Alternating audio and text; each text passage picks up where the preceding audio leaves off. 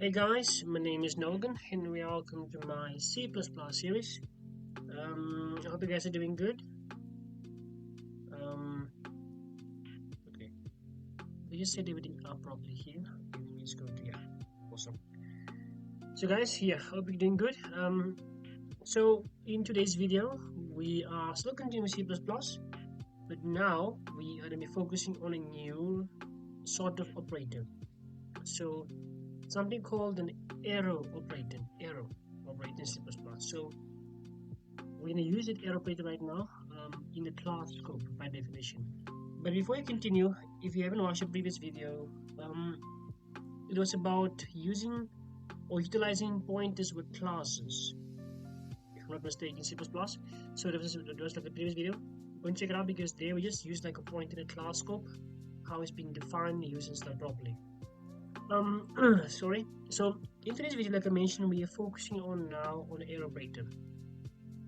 Now, what is an arrow operator? Now, in C++, the arrow operator is used to access members of an object that is now pointed by a pointer. So it is like a shorthand notation for dereferencing a pointer to access a member now pointed to the object. So what it means, you'll see right now in an example. But this is especially useful when dealing with pointers to objects, as it simplifies the syntax for now trying to access those members eventually. Now, also the main function here, I'll say class, student, class name. Now in here, I'll declare a public member, let me say int value, public again. I'll declare now a constructor. Now this constructor eventually will just initialize our variable, our member. So it'll be int v. It's going to be now value initialize v. Awesome. Now after this here, which means we're just declaring eventually here just initializing our variable or our member here of int type value with this constructor here. Now in the main function here, I'm going to declare now two user-defined data types, which means two of them. It will be an object and a pointer. Now I'm going to use the keyword student, obj for object, student again. Now here I'll declare now a pointer. I'm going to use the asterisk TTR to indicate it's a pointer. Now this pointer will be dereferencing now, which means I'm going to initialize it by using the equal sign. I'm going to use now the reference operator, the n keyword, to now eventually dereference the obj. Awesome. Now after this, okay, interesting, something's off here. Let's also declare here a default constructor. So now again in the class student, I'm declaring now here a default constructor. We won't take any parameters. Let's just initialize the variable value to 0. Awesome. In the main function here, after this, I'm going to use now the cout statement to try to access eventually the information. So cout value of obj for object. I'm going to say now obj again, dot operator value.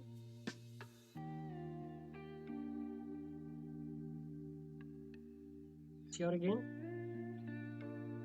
value of TTR for pointer. Awesome. Now when it comes here, remember we spoke about now we're declaring a like objects now as a form of a pointer, which means if I say PTR again here, I have to use now the arrow operator, which means you're gonna use the dash and also now the greater than symbol, you see, to now eventually access the members being defined in the class scope of student value. Awesome. So as you can see on the line of code 27 here, by definition, what's happening is now the arrow operator here, how you eventually use it, you use it to get all those members or variables being defined now in the class group of students, you can see here. Because why? The arrow operator right now justify by saying now the student pointer PTR, the reference now the object here, as you can see here, but how do you access that member or the variable being defined in here?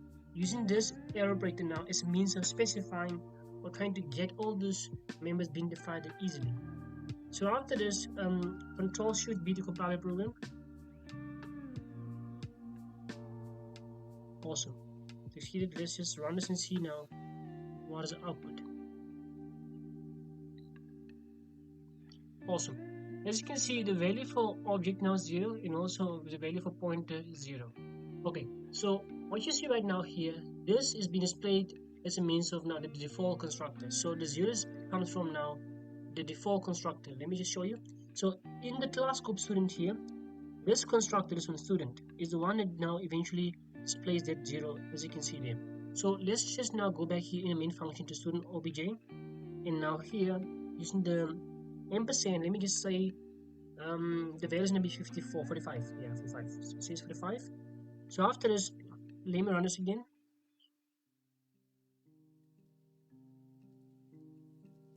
Awesome.